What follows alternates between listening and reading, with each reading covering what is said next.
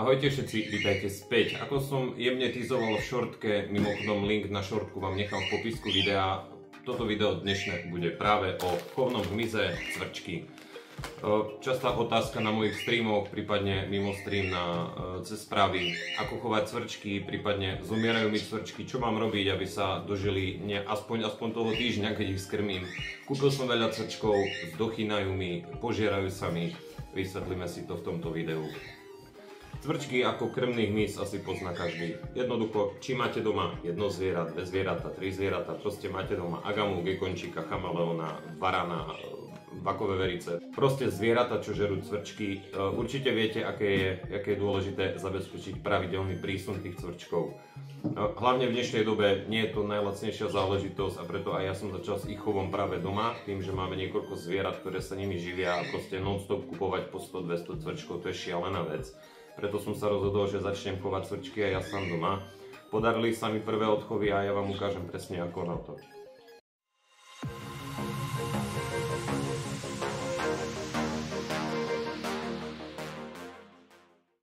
Ako prvé, čo by sme si mali vysvetliť, prečo vlastne cvrčky zdochýnajú. Je potreba si uvedomiť, že vy pokiaľ idete po nejaké cvrčky do obchodu alebo niekde, sami neviete, ako dlho tam tie cvrčky boli. Jednoducho sú tam vo veľkej nádobe, tie cvrčky častokrát ani nemajú toto, čo potrebujú mať. Sú dehydrované, nemajú dostatok potravy a ku vám sa už respektíve vy ich kupujete a donesiete si ich domov už v úvodzovkách polomrtvé. Je na vás, aby ste ich dali dokopy. Ďalšia vec, ktorá je zásadná pri chove cvrčkov, je vlhkosť. Oni vyžadujú určitú vlhkosť, nejakých 50 až 70% a teplotu od nejakých 21 do 29 stupňov, ale treba dodržať nejaké základné hygienické pravidlá. Keď zdochne jeden cvrček, je to pre vás varovný prst na to, že už sa začína niečo diať. Pokiaľ cvrčky začnú zdochýnať a majú medzi sebou veľa mŕtvol, je tam bordel a tak ďalej, už viete to posúdiť z toho, že tie cvrčky smrdia, ale neskutočne smrdia. Sám som to zažil, sám som s cvrčkami začínal a viem, že keď zdochne veľké kvantum cvrčkov, je z toho bordel. Je z toho bordel, je z toho smrad a viete proste o tom. Ako som už spomínal, cvrčky vyžadujú teplotu nejakých 21 až 29 stupňov. Keď poklesne teplota pod tých 21 stupňov, už začínajú byť menej aktívne, prestávajú sa množiť a tak ďalej.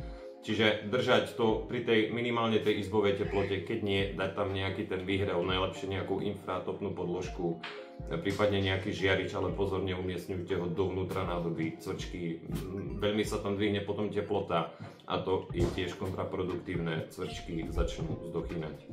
Ukážeme si to na jednoduchom príklade. Urobíme to tak, že predstavme si, že máme jedno, dve zvieratá. To má si myslím, že väčšina teraristov, takých asi skôr začínajúcich. No a urobíme to takto, že kúpili sme cvrčky, prídeme s nimi domov, no a čo robiť? Kde ich dať, do čoho ich umiestniť, akú potravu im dať, aké vybavenie by mali mať v tej chovnej nádrži, aby to všetko prosperovalo a podobne. No a na záver vám ukážem ešte jeden taký bombónik, ako tie cvrčky vôbec rozmnožiť. Ako docieliť to, aby ste mali mikrocvrčky a jednoducho ako postupovať pri tom celom procese, čo k tomu potrebujeme, aby ste aj vy reálne úspešne rozmnožili doma cvrčkov.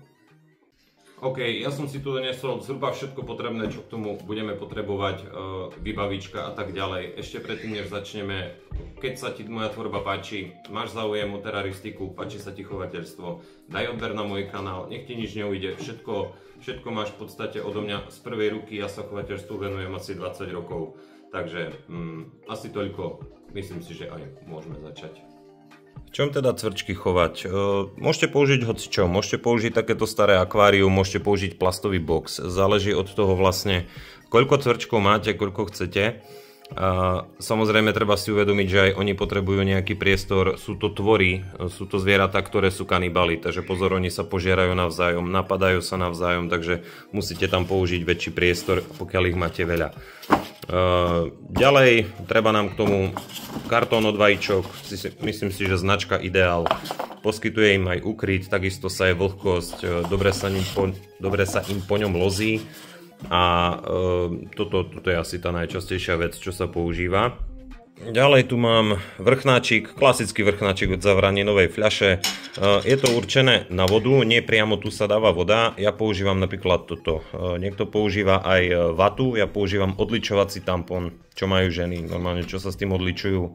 Ide o to, že ten tampón v podstate namočíte do vody, dáte ho sem mokrý a máte istotu, že sa tie cvrčky v tom neutopia.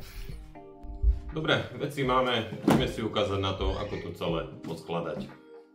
Mimochodom, kto si všimol vzadu terárium, máme tu napomocnú našu samicu veľhada kráľovského boa constrictor.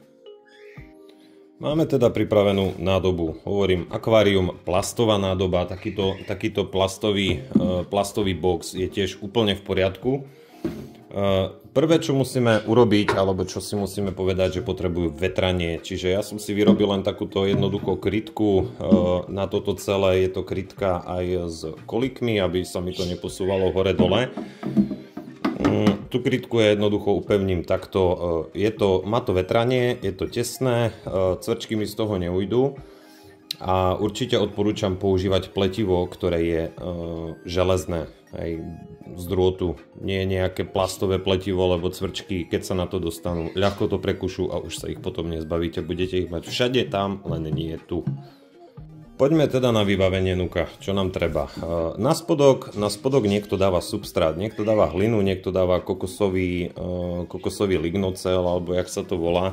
Ja osobne dávam klasické papierové utierky. Dávam ich stále, dávam iba na jednu polku, čiže na jednu polku nádrže, nakoľko na druhej polke oni majú žrádlo a keď tá papierová utierka navlhne tým žrádlom, tak veľmi rýchlo dojde k plesniveniu a jednoducho nahromadí sa tam vlhkosť a cvrčky môžu začať zdochýnať. Dobre, takže dovnútra, jak som povedal, papierovú utierku, ja ju dávam na polku, jak som spomínal, čiže ja si to pozohýnam tak, aby mi to vyšlo zhruba na polku chovnej nádrže. Na druhú polku, ako som hovoril, umiestňujem potravu, umiestňujem vodu. Čo som ukazoval, je toto tu, čiže toto si len navlhčíme, namočíme. Tým namočením som myslel tak, že to nie je, tečie z toho trošičku voda, to je síce pravda, ja to mám ukázať asi takto, vidíte, tečie z toho voda, ale nie je tak, že by tam stála voda úplne, je to jednoducho úplne, je to mokré celé a cvrčky z toho dokážu sa napiť a viem, že sa v tom neutopia. Takže umiestnime si to na jednu stranu a v podstate vodu máme vyriešenú. Ideme na, substrát nedávame, nakoľko sme tu dali toto, hovorím, niekto dáva substrát. Ideme ďalej na toto, čo je v podstate, je to ukryt, je to tá vec, po ktorej tie cvrčky budú loziť. Ja si to len natrhám, nech to mám trošku menšie. No a môžeme to začať ukladať dovnútra. Ukladá sa to na stojaka, nikdy nie naležato. Dáva sa to na stojaka. Má to ďalšiu výhodu, keď to dáte na stojaka, a to je tá, že trus, keď budú cvrčky vylučovať, tak ten trus môže pekne padať na spodok práve na tú servítku. Opäť množstvo toho materiálu na lozenie volíme podľa toho, koľko je tam vlastne tých cvrčkov. Takže chovnú nádrž máme nachystanú, máme tu vodu, máme tu servítku na spodok, máme tu v podstate tie veci, čo budú, čiže tie kartoníky od vajíčok. Jedna vec, pokiaľ ten kartoník je špinavý, jednoducho ho vytiahnete, cvrčkou strasiete a dáte tam čistý. Jednoduchá vec, žiadna raketová fyzika, čiže aj na to je toto tu dobré. No a prejdeme teraz na samotnú potravu. Čo vlastne tým cvrčkom dať tak, aby prosperovali, aby prežili, aby sa nevykantrili navzájom a jednoducho, aby sa vám neskôr aj množili. Čo za krmivo teda cvrčkom môžeme ponúkať? No ja krmivo osobne rozdeľujem medzi suchú zložku a medzi mokrú zložku. Aspoň ja to tak nazývam. Do suchej zložky ja dávam toto. Je to zmes ovsených vločiek a je tu šrot pre sliepky, kde je pomixovaná rôzna, pšenica, kukurica a tak ďalej, proste nejaké obilie pre sliepky. Ďalej pridávam určite toto, včelipeľ. Včelipeľ je perfektným zdrojom vitamínov, minerálov, sacharidov, tukov, proste všeho možného a určite s tým nič nepokazíte, môže to byť len lepšie a lepšie. Tu je dobre si uvedomiť, že čím pestrejšiu stravu dávate krmnému hmyzu, tým lepšiu potravu budú mať vaši chovanci. Čiže čím krmíte hmyz, tým následne budete krmiť v podstate aj vaše plazy alebo zvieratá, s ktorými krmíte, ktoré sú teda krmené daným hmyzom. No a teda tá mokrá zložka, alebo tá potrava, v ktorej je voda, ja dávam uhorku, môžete dávať jablko, môžete dávať rôzne druhy šalátov. Toto je napríklad poľníček, ktorý mám akurát, čiže šalát poľný. Toto dávam trošku mrkvy. V podstate oni tu majú vodu, ale je dobre stále dávať aj tú rastlinnú zložku, rastlinnú potravu, aby to mali v podstate cvrčky čo najpestrejšie. A jasné, aby som nezabudol, toto, detská piškota. No a s tou piškotou neurobíte nič iné, len to podrvíte núka do toho a cvrčky sú na tom doslova závislé, idú potom jak po údenom. Ukázali sme si, čo vlastne nám treba. Ja si tu nakrájam trošku z každého, čiže trošku mrkvy, dáme tam trošku uhorky. Treba si uvedomiť ešte jednu vec, tú potravu im obmieniame teda každý druhý deň, aspoň ja to robím takto, že každý druhý deň im to vymením, ono to potom môže začať plesnivieť. Netreba to fakt ako s tou potravou preháňať, netreba tam toho dávať veľa. Oni to aj tak nestihnú všetko zožrať predtým, než to začne plesnivieť, čiže nejak takto úplne postačí. Takže vložíme im to všetko dovnútra, čiže tu dáme tú suchú zložku.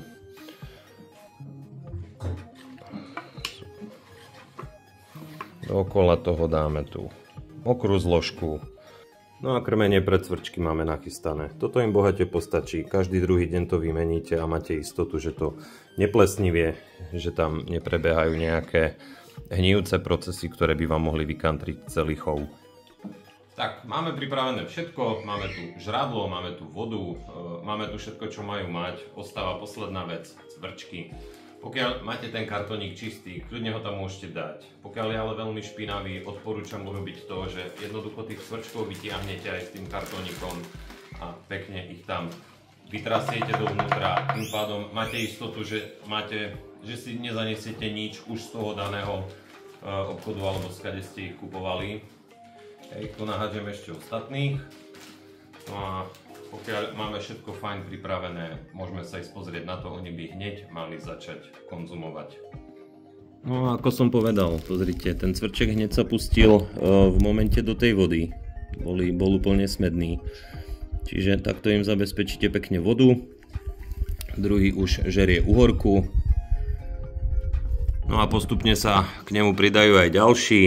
Tu už išli na piškoty, čiže áno, funguje to. Ja reálne takto chovám cvrčky, nemám s tým vôbec žiaden problém. Keď im budete pravidelne čistiť, meniť, máte istotu, že vám vydržia aspoň minimálne do času, keď ich budete potrebovať krmiť.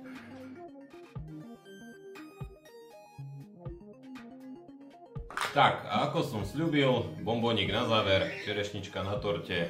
Ukážeme si to, ako cvrčky doma rozmnožovať, aby sa vám úspešne rozmnožili a v podstate ako začať. Tých návodov je viacej, ja vám ukážem, ako to robím ja, niektorí to robí úplne ináč. Čo k tomu potrebujeme? Krabičku a substrát. Krabička nesmie byť úplne vzduchotesná, treba tam urobiť nejaké dierky, treba tam udržiavať stabilne vysokú vlhkosť, ale pozor, aby to neplesnivelo. Ďalšou vecou, čo k tomu potrebujete, je samozrejme samica cvrčka. Musíte pohľadať samicu, ktorá ešte nie je vynosená. Ja tu jednu mám, to je konkrétne táto. Toto ešte neznášala vajíčka u mňa. No, takže poď. Že samicu máme. Ako spoznáte samicu? Podľa tohto tu, podľa tej ihly, to je kladielko. Takto spoznáte samicu, táto tu ihla dlhá, čo je trčí zo zadku, to je kladielko, ktorým kladie vajíčka do substrátu. Samicu máme tu nachystanú, ja som si ju dal len tu aby mi neušla. No a substrát treba udržiavať vlhký, čiže klasický rozprašovač. Porosiť to, nie aby tam stala voda, jednoducho to treba porosiť. Počítajte s tým, že to budete rosiť potom minimálne každý tretí deň. Takže samicu si vezmeme. Tak dáte ju tu dovnútra, tú samicu, rýchlo zavrieť a tú samicu tu necháte 2 dní v 48 hodín úplne postačí. Necháte tú samičku, tu ja ešte mám staré, čo tu boli vajíčka. Čiže necháte tú samičku tu na 2 dní, nemusíte jej dávať žrať ani nič, porosené to je a ona reálne pokiaľ má vajíčka v sebe, tak ona vám začne do 2-3 hodín, uvidíte, ak si napicháva to kladielko do toho a kladie vajíčka. Takže cvrčky sme vyriešili, ako množiť cvrčky sme si povedali. Po tých 2 dňoch tú samičku vyberiete a dáte ju preč. Následne sa vajíčka pri správnej teplote liahnú zhruba za 2 až 3 týždne. Mne osobne tým, že ja tým cvrčkom nedávam výhrev, tak za 3 týždne mám vonku malé cvrčky. Ako som povedal, treba to potom neustále rosiť. Treba to kontrolovať, každý druhý, tretí deň to skontrolovať, či to je dostatočne vlhké a porosiť to. Keď to bude príliš suché, tie vajíčka sa tam nevyliahnú, nemajú šancu. Jednoducho vyschnú. Takže toľko z chovu cvrčkov, ako sa o nich starať, ako ich množiť. Keď sa ti video páči sa ti táto tvorba, kľudne aj to komentuj dole, nech to algoritmus pošle ďalej. Keď nemáš odber, daj like. Ja budem len rád, ak ti toto všetko pomôže, čo tvorím. No a vidíme sa spolu pri ďalšom videu. Čaute.